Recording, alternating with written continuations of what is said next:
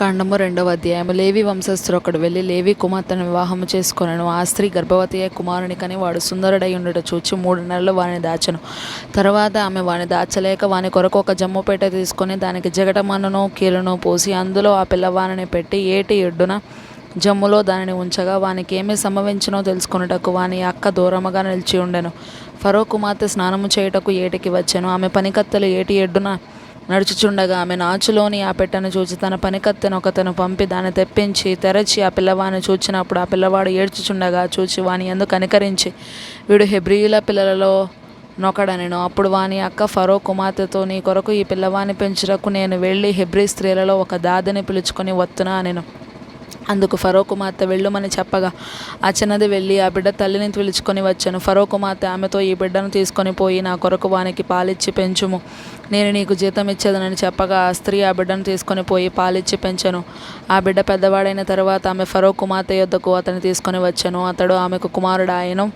ఆమె నీటిలో నుండి ఇతని తీసితినని చెప్పి అతనికి మోషే అను పేరు పెట్టెను. ఆ దినములలో మోషే పెద్దవాడై తన జనుల యొద్దకు పోయి వారి భారములను చూచెను. అప్పుడు అతడు తన జనులలో ఒక హెబ్రీయుని ఒక ఐగుప్తీయుడు కొట్టగా చూచెను. అతడు ఇటు అటు తిరిగి చూచి ఎవడనూ లేకపోగా ఐగుప్తీని చంపి ఇసుకలో వాని కప్పిపెట్టెను. మరునాడు అతడు బయట నడిచి వెళ్ళుచుండగా హెబ్రీయులైన మనుషులిద్దరు పోట్లాడుచుండిరి.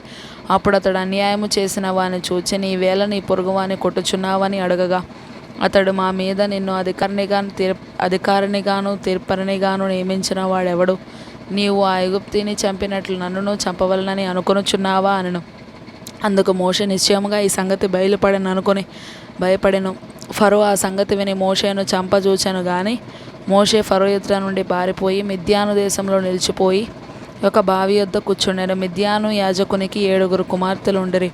వారు వచ్చి తమ తండ్రి మందకు పెట్టుటకు నీళ్లు చేది తొట్లను నింపుచుండగా మంద కాపరులు వచ్చి వారిని తోలివేసిరి. అప్పుడు మోషే లేచి వారికి సహాయము చేసి మందకు నీళ్లు పెట్టెను.